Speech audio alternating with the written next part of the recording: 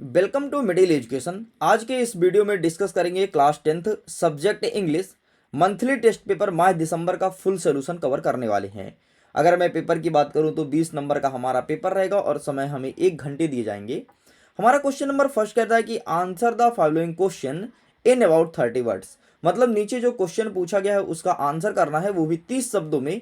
30 शब्दों मतलब 3 लाइन में इसका आंसर कंप्लीट करना है। टोटल 2 into 5 मतलब प्रत्येक प्रश्न 2 नंबर का रहेगा और हमें कोई 5 क्वेश्चन ही यहाँ पर अटेंड करने हैं। यहाँ पर हम देखते हैं कि क्वेश्चन नंबर फर्स्ट कहता है कि हु वाज गौतम बुद्धा।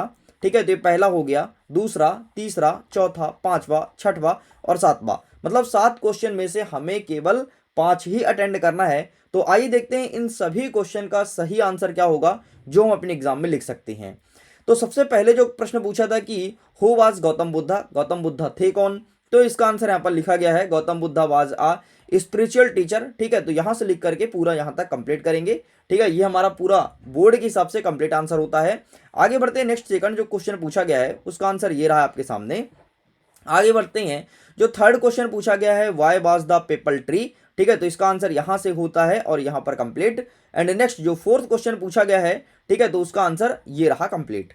आगे बढ़ते हैं नेक्स्ट क्वेश्चन की तरफ। क्वेश्चन नंबर 5 जो कहता है, ठीक है, तो इसका आंसर ये रहा आपके सामने।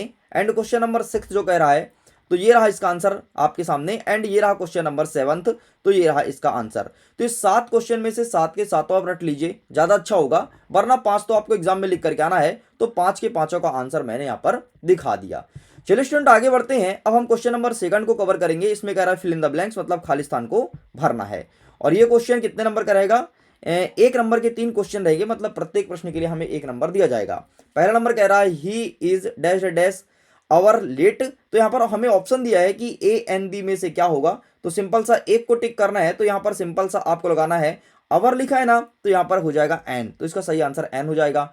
एंड सेकंड नंबर कहता है I have not bought dash dash milk today. तो यहाँ पर सिंपल सा आपको एन ही कर देना है। एंड थर्ड नंबर कहता है कि ही always dash dash on time. तो यहाँ पर सिंपल सा कम्स कर देना है, सॉरी कम्स हो जाएगा।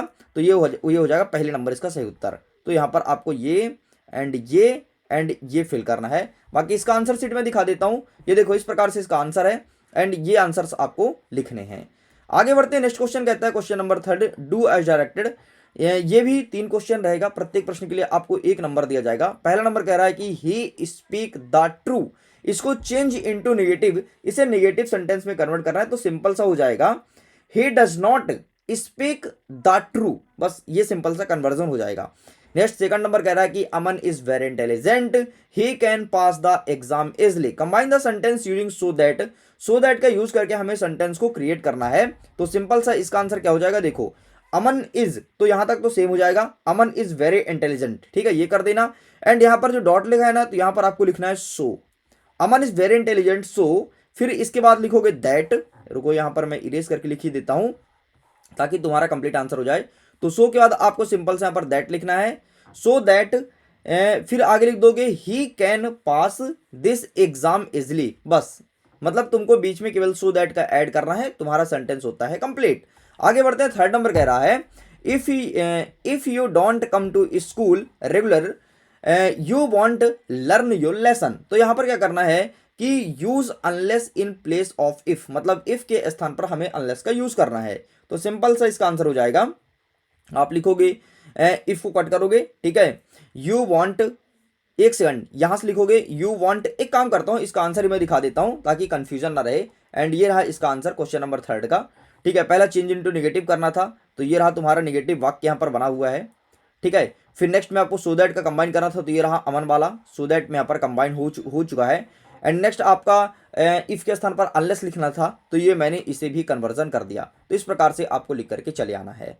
आगे बढ़ते हैं नेक्स्ट क्वेश्चन की तरफ। क्वेश्चन नंबर 4 कहता है कि right a paragraph on any one of the following topics. ये 4 नंबर का रहेगा, मतलब किसी एक टॉपिक पर एक पैराग्राफ लिखना है। पहला नंबर कहता है कि important of game and sport. And second number कहता है कि इंपॉर्टेंट ऑफ इंग्लिश लैंग्वेज। तो आइए दिखाते हैं इसका आंसर क्या होगा। तो देखो यहाँ पर मैं तुम्हारे सामने important of game and sport के बारे में लेकर के आया हूं। ठीक है, बस इतना सा पैराग्राफ लिख देना, तुम्हारा काम हो जाएगा। तो इस प्रकार से स्टूडेंट्स फुल सोल्यूशन मैंने तुम्हें दिखा दिया। अगर इसका पीडीएफ चाहिए तो लिंक डिस्क्रिप्शन बॉक्स में है, क्वेश्चन पेपर विद सोल्यूशन, उसका पीडीएफ सिंपल जाकर के डाउनलोड कर सकते हैं। वीडियो को पूरा देखने के लिए बहुत बहुत धन्यवाद। जल्द ही मिलते हैं नेक्स्ट सब्जेक्ट के साथ। Thank you.